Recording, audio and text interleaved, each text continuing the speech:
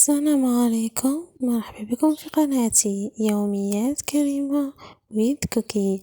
رجعت لكم بفيديو جديد اللي هو حشوة طرية لأي نوع من الجاتو، سواء شرك مشوك كعكات، ويكون طري وينجح معكم ويدوم لكم لمدة على الأقل 20 يوم.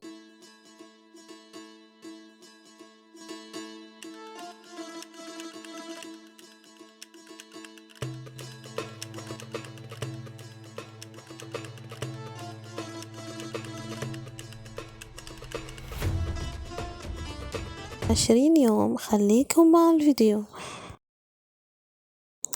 هنا بعد ما كنت رحيت الكاوكاو، بعد ما كنت حمصته درتها في الكوشة وحمرته شوية، قليته بصح ما قليتش بزاف، شغل غير حاجة قليلة باه ما يتحرقش.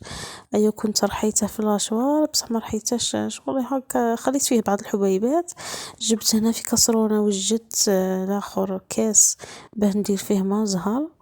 درت كاس ماء الزهر كما راكم تشوفوا.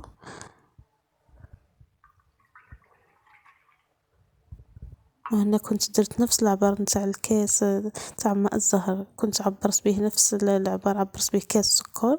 هنا كان كاس الا اصبع كما راكم تشوفوا.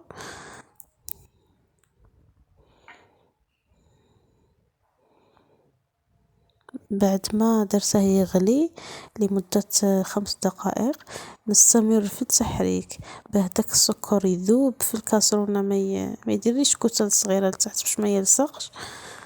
نستمر في التحريك. من الأحسن تكون النار على درجة حرارة متوسطة، ما تكونش مجهدة وما تكونش ناقصة بزاف، ومع التحريك المستمر باه يكون القوام تاعنا باه يجي ناجح. بعد ما طبخ لي مليح، ضفت هذاك الكاوكاو اللي كنت قليته ودرته رحيته في لاشوار، كنت ضفته. وبعد ما ضفته استمريت في التحريك كما راكم تلاحظوا باه ما يلصقش. خليته لمدة 10 دقائق مع الاستمرار بالتحريك. وهذه هي الحشوة تاعنا جاهزة بطريقة سهلة وسريعة. هذه هي الحشوة، نخلوها تبرد قبل ما ندخلوها للثلاجة. راكم تشوفوا فيها طرية ما شاء الله. نخلوها تبرد، كي تبرد نديروها هكا في السيلوفان، نحاولوا اننا نغلفوها مليح باه ما يدخلهاش الهواء وما تيبش. راكم تشوفوا تبارك الله طرية من اول مرة، من اول تجربة. هنايا نديرها، هنايا انا كنت درتها هكا في بورتمونجي باه ندخلها للثلاجة. من الاحسن الحشوة ما تخدموش بها ديريكت، من الاحسن تخلوها تبات ليلة كاملة. انا كنت هنا درتها في النهار، درتها في الصباح وخليتها حتى لليل. من بعد العشاء، بعد ما صليت العشاء عاد كنت استعملتها في الحشو. هذاك علاه كانت بردت وشدت روحها.